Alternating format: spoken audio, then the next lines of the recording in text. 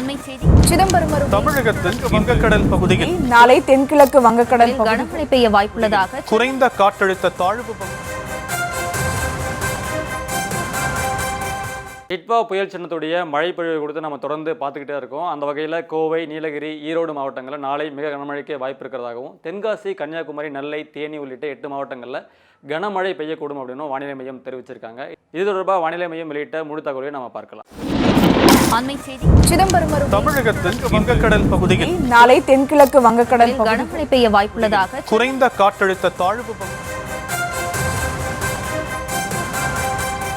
வங்கக்கடலில் நிலை கொண்டிருக்க டிட்வா புயல் சின்னம் சென்னையிலிருந்து சுமார் 35 முதல் 40 கிலோமீட்டர் தொலைவில் மையம் கொண்டிருக்கு. இதோடைய அடுத்த கட்ட நகர்வு அப்படின்னு பார்க்கும்பொழுது மெல்ல மெல்ல கரையை நோக்கி நகர்ந்து இன்று நள்ளிரவு வாக்கில் சென்னைக்கும் மாமல்லபுரத்திற்கும் இடையில கரையை கடக்க இருக்கு.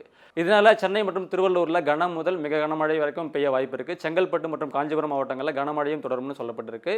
அலர்ட்னு பார்க்கும்பொழுது சென்னை, ராணிப்பேட்டை, காஞ்சிபுரம், செங்கல்பட்டு மாவட்டங்களுக்கு மிக கனமழைக்கான ஆரஞ்சு அலர்ட் விடுக்கப்பட்டிருக்கு. திருவள்ளூர் மாவட்டத்துக்கு அதிக கனமழைக்கான ரெட் அலர்ட் விடுக்கப்பட்டு அது மறுபடியும் ஆரஞ்சு அலர்ட்டாகவே மாற்றப்பட்டிருக்கு.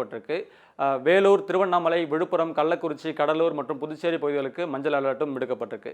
இந்த நிலையில் 3ஆம் தேதி நீலகிரி, ஈரோடு, கோயம்புத்தூர் மாவட்டங்களில் ஓரிரு இடங்களில் கன முதல் மிக கனமழையும், திருப்பூர், தேனி, திண்டுக்கல், தென்காசி, திருநெல்வேலி, கன்னியாகுமரி, சேலம் மற்றும் நாமக்கல் மாவட்டங்களில் ஓரிரு இடங்களிலும் கனமழை பெய்யக்கூடும்.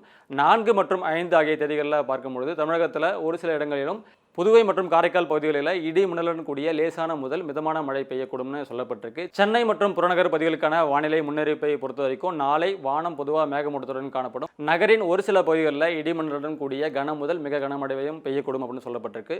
மீனவர்களுக்கான எச்சரிக்கையை பொறுத்தவரை 4ஆம் தேதி முதல் 6ஆம் தேதி வரை எச்சரிக்கை எதுவுமல்ல.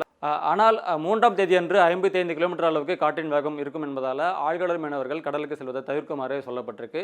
கிட்டத்தட்ட ஒரு வார காலமாக இலங்கையில் ஆரம்பித்து தமிழகம் வரைக்கும் நல்ல மழை பொழிவை கொடுத்த இந்த டிட்வா புயல் இன்று இரவு கடக்குது.